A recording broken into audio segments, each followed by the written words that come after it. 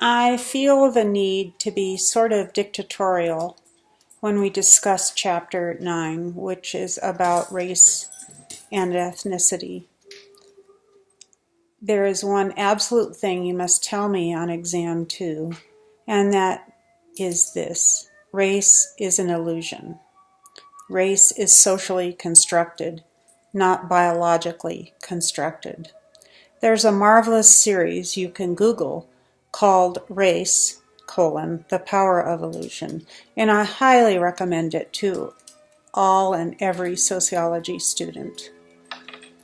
We make a huge deal about race in this country and indeed in all cultures. Really, in all cultures. White people win the prize. I think that's pretty obvious in America. We've had a tumultuous year in which we've had to ask ourselves questions about police violence, white police violence, against African American people. We've had to certainly ask the same question about interracial, interethnic violence. We've had to ask ourselves questions about how different religious beliefs drive people with different ethnic backgrounds to have those beliefs.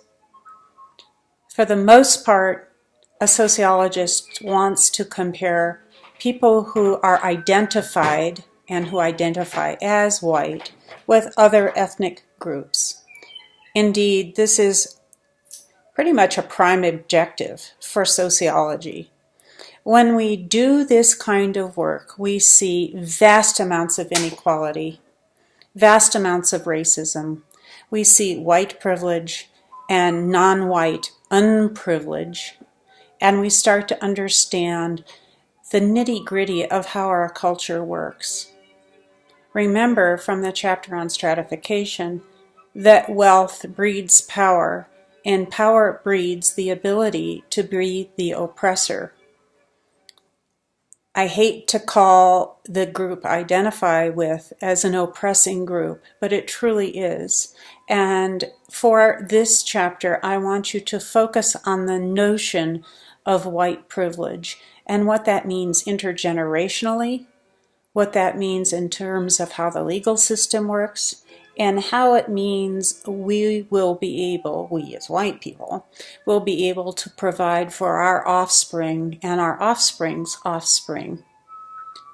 Please also remember that we must differentiate between wealth, power, and income. Wealth is stuff we often inherit from our parents: property, trust funds, stocks and bonds. Income has to do with what we do, the daily sweat of our brows, and what money we are given for it.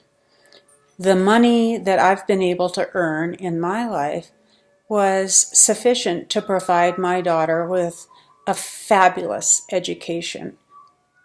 And that education has made an incredible difference in her life.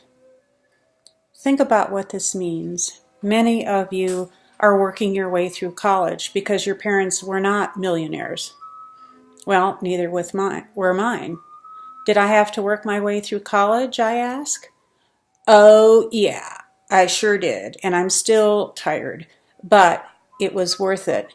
And as a white person, I had privileges for college income, college of choice, and graduate school, and buying a home, and having good medical care, all the kinds of things that we have learned to value in our culture. So, am I in a bad mood about racism?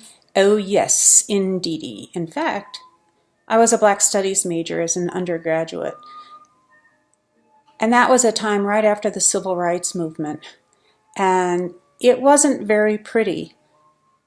It's not very pretty today either, is it?